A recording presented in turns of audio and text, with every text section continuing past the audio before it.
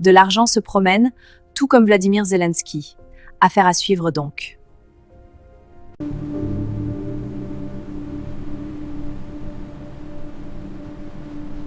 Alors, l'incroyable coup de tonnerre, parce que c'est le cas, alors là, coup de théâtre, coup de tonnerre, ce que vous voulez, en Roumanie, d'abord par une décision de justice qui était inattendue, tombée ce 9 mars. Alors, selon la presse roumaine, par exemple, le site d'information digi24.ro, le titre « Un tribunal roumain affirme que les preuves contre Georgescu ont été obtenues illégalement ». Je rappelle Călin Georgescu qui était candidat à la présidentielle fin 2024 en Roumanie, qui allait gagner, qualifié au second tour.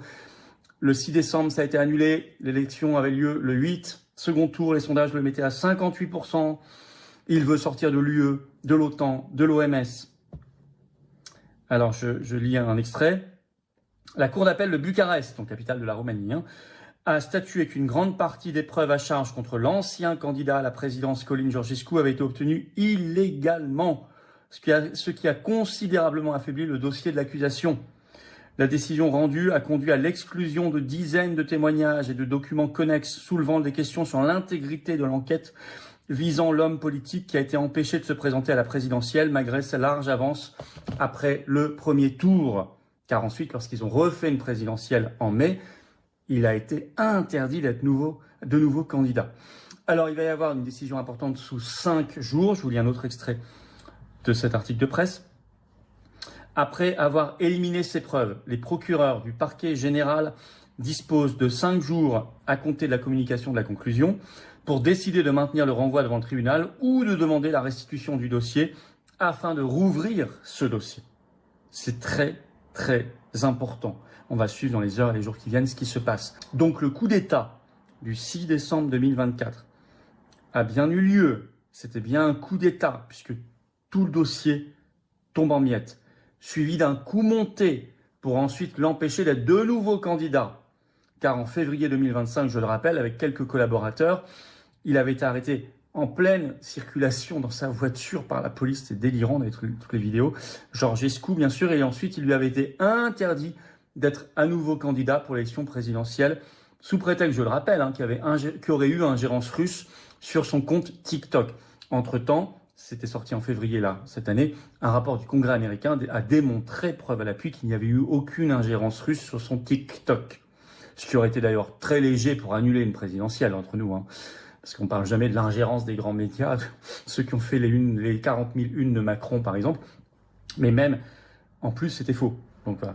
Alors, il n'avait pas pu être candidat. Le deuxième tour de l'élection présidentielle, la nouvelle, avait eu lieu le 18 mai 2025 et elle avait vu la victoire de l'européiste, comme par hasard, Nicuzor Dan, qui a été jusque-là maire de Bucarest, qui est aujourd'hui donc le président illégitime de la Roumanie, Nicuzor Dan. On va en reparler car justement, la corruption ukrainienne se déplace vers la Roumanie.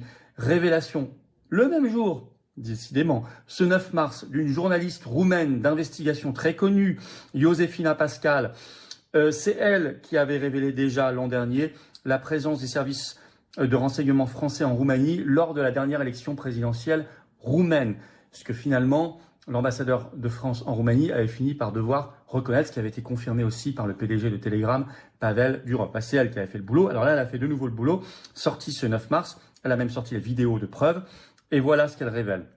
Un employé, donc c'est un lanceur d'alerte, d'une importante société roumaine de transport de fonds vient de lâcher une bombe. Je cite, « Depuis le premier jour de la guerre, les Ukrainiens font transiter d'énormes quantités d'euros et de dollars par la Roumanie sans interruption. »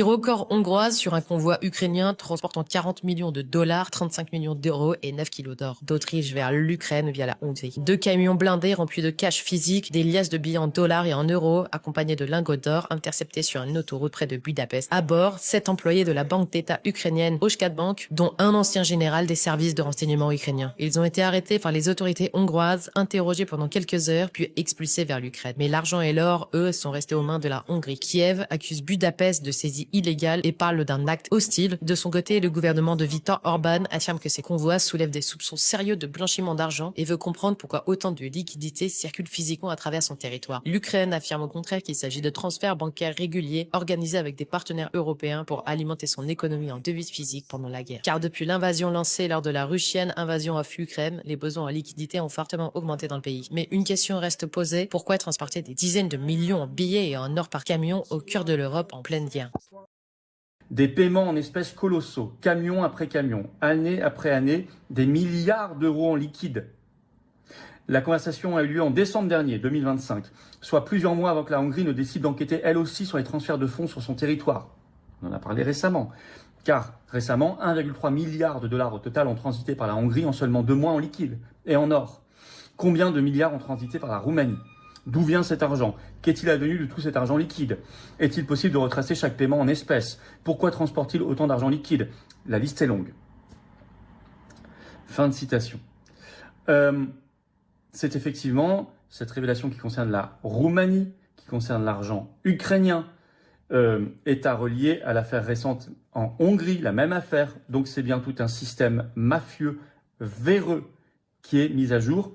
Vous comprenez, on commence à percevoir le système, on s'en doutait, mais enfin, d'un blanchiment d'argent qui passe par la guerre d'Ukraine, d'où tous les milliards qu'on injecte là-bas, qu'on envoie, c'est complètement aberrant. Nous, on réclame la fin de tout ça aux patriotes depuis le premier jour. Hein. On avait vu juste. Hein. Et certains gens, en partie au moins, revient sous forme de lingots d'or, de liquide en dollars, en euros, tout ça, vers la Hongrie, vers la Roumanie, et ensuite...